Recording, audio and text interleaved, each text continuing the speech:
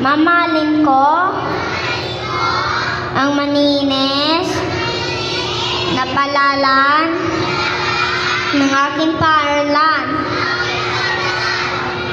at mga magulang sa pamamagitan ng pag-aaral ng buong puso at susundin ko ang maling tuntunin ng ating pamahalaan sa lalong ikagagaling ng ating bansa na tubayan nawa kami ng Panginoon. Mabuhay kabataan! Mabuhay kabataan!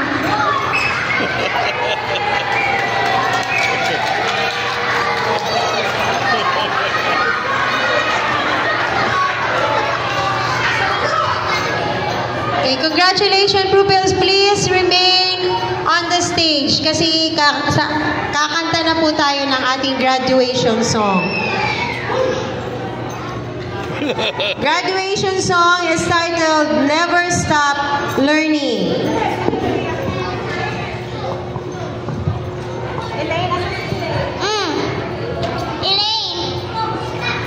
Elaine, we dance. Sian can sing.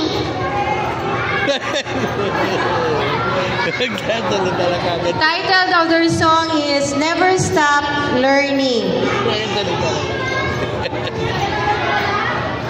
Okay.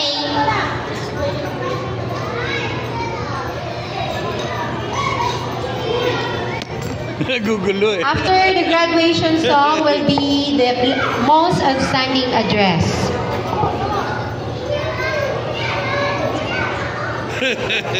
Palakpak naman po tayo mga parents. Ayan, hindi na kayo pumapalakpak. Wala na. Wala nang palakpak. From the parents.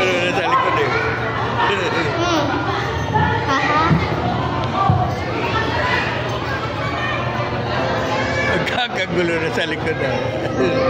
Never stop learning. Never stop growing. Never stop seeking the beyond star.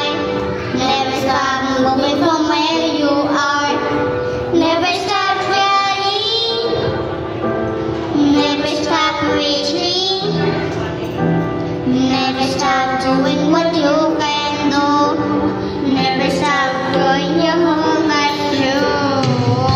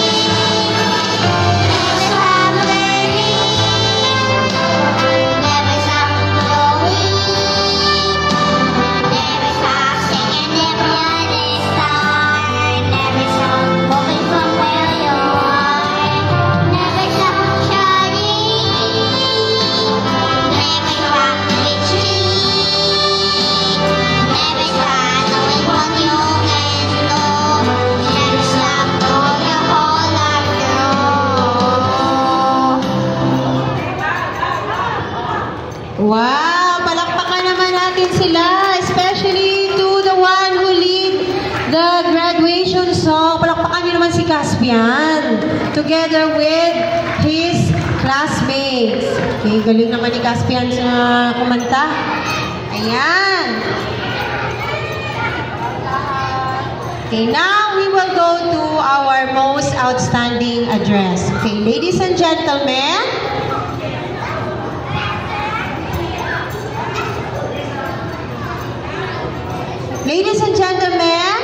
let us give a big warm of applause to our most outstanding pupil, Maria Lois Cassandra T. Malasig, for her most outstanding address.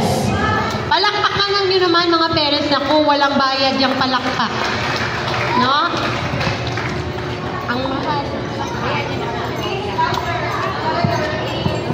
Okay.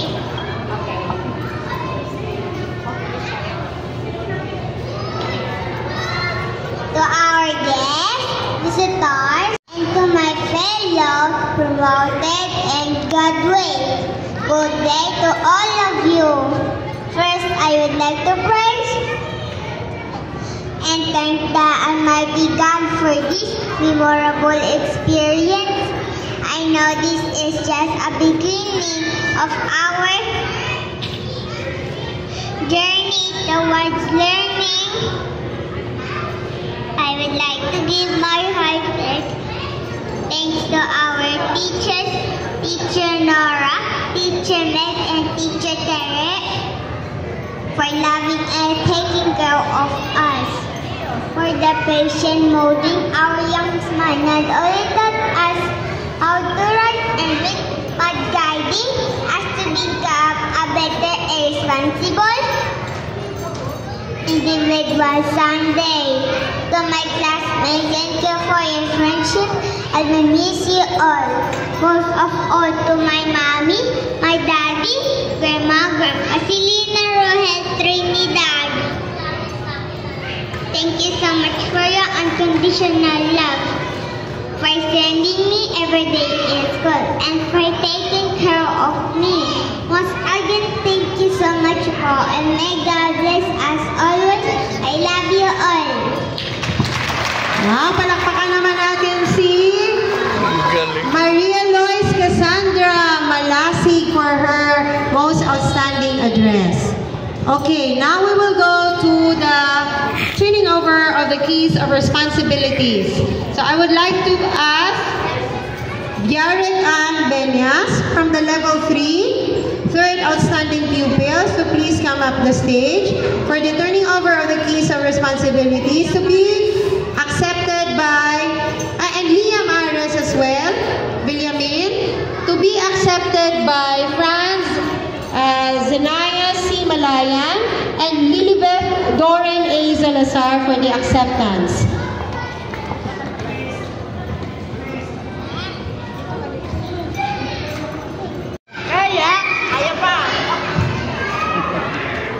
Thank you, Des. Thank you, Jen. Hello, mga bata. Teacher, patahimikin ka muna.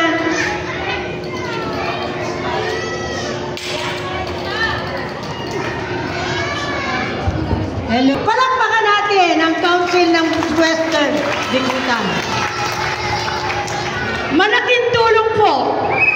Sabi nga ni Kapitan, pwede nang ibayad sa kuryente. Okay. So maraming salamat. Pagpalain po kayo ng Diyos.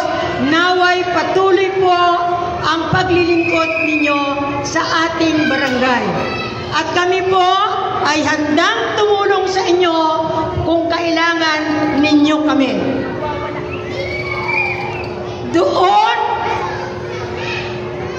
sa mga nanalangin na ako ay gumaling pa, maraming salamat po. Doon sa mga naniniwala, malalong salamat, at sa di naniniwala, salamat din na marami. Kaya mga nanay, hindi po kami perpektong tao. Nagkakamali din po kami, pero pagdating ng hapon at nalaman naming mali kami, may spirit na nagpapaunawa sa amin na, anak, mali ka kanina. Kaya kami po ay nagpapasalamat na ang Panginoon ay laging nasa amin, na laging nasa aming eskwelahan, nasa aming mga teachers, na kahit kakarampot ang aming kinikita, ay nagpapatuloy po kami, umulan at umaraw. Alam nyo, kami naman ang pinakamababa ang monthly dues sa napapaligiran ng preschool. Pero hindi namin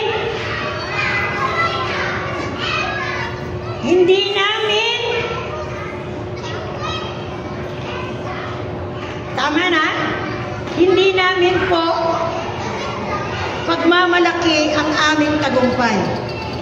Awa ng Diyos, nakadalawang lisensya ako ngayon.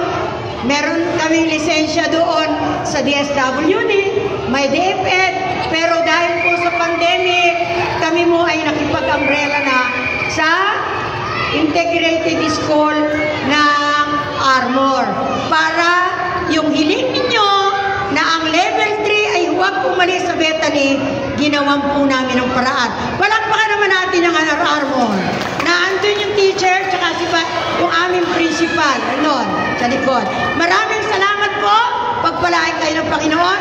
Kay Chris, na yan ay pagod na pagod dahil galing yan ng Baguio, galing ng Tarlac, kaya medyo na-late po yung ating program dahil ang akali nila ay matutuloy yung graduation ng PMA pero na-postpone dahil ang presidente ay wala sa Pilipinas. So, pasensya na po. Pero, ang ating yearbook, matatanggap po ninyo sa i-announce namin kung kailan ninyo makukuha, pati yung dapat kuhanin sa amin. So, sa punto po na yan, alam ko gutom na ang mga bata. Maraming salamat. Praise God and hallelujah na kami po ay iyong ginabayan. At bago po ako magtapos, ay salamat. Gusto mo ako umiyak. Thank you very much. Thank you. At tinatawagan ko po yung aking mga kasama sa eskwela. Pastora, pakita-akyat nga po.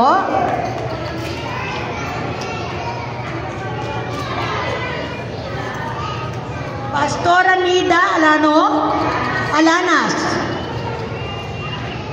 Pasensya na po, Pastora.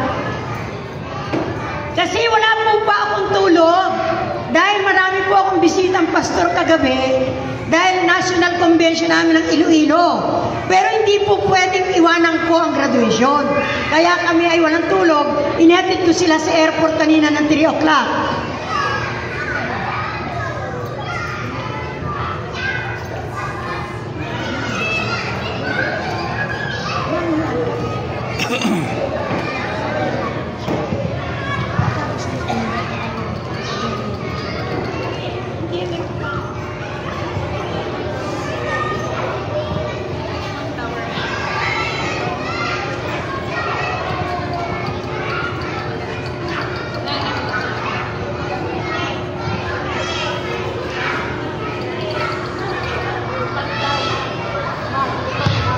Hello, hindi pa po tapos ang ating program.